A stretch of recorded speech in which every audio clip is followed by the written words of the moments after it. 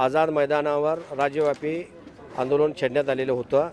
या आंदोलनामध्ये राज्यातून जवळजवळ 10,000च्या आसपास सर पानबांधव या ठिकाणी उपस्थित होते।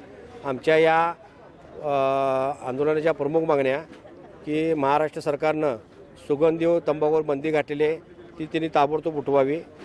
राज्यातील मोका अंतर्गत कारवाई पान शॉपवर जे होत आहेत त्या तात्काळ आदेश मुंडेंनी काढलेला आहे तो आदेश रद्द करावा।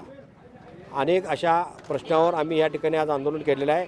या आंदोलनाच्या माध्यमातून राज्याचे कॅबिनेट मंत्री अन्न औषध प्रशासन विभागाचे नरहरी झिरवळ साहेबांची आम्ही भेट घेतली।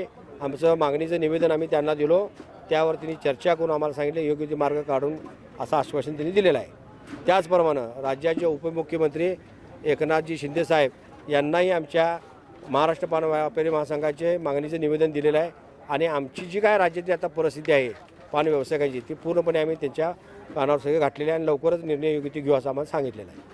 कुठून लोक आलेले होते? महाराष्ट्रातून प्रत्येक जिल्ह्यातून मोठ्या संख्येने राज्यातून आले ते पूर्ण महाराष्ट्रातून कोल्हापूर, सातारा, सांगली, पुणे, लातूर, उस्मानाबाद, औरंगाबाद, अहिल्यानगर, बीड, पुणे, पनवेल, परत नागपूर, सोलापूर, नांदेड अशा सर्व जिल्ह्यातून मोठ्या संख्येने राज्यव्यापी आंदोलनाला आमचे पान बांधव या ठिकाणी उपस्थित होते। तर तुमच्या चर्चामध्ये काय प्रतिसाद घेतला नाही, त्यांनी अंमलबजावणी केली नाही, तुमचं पुढचं पाऊल कसं आहे? पुढचं राज्यामध्ये जर आमच्या या मागण्याचं त्यांनी दखल जर घेतली नाही तर प्रत्येक जिल्ह्यामध्ये व तालुका लेवलला मोठ्या प्रमाणात राज्यव्यापी आंदोलन होणार प्रत्येक तालुका लेवल।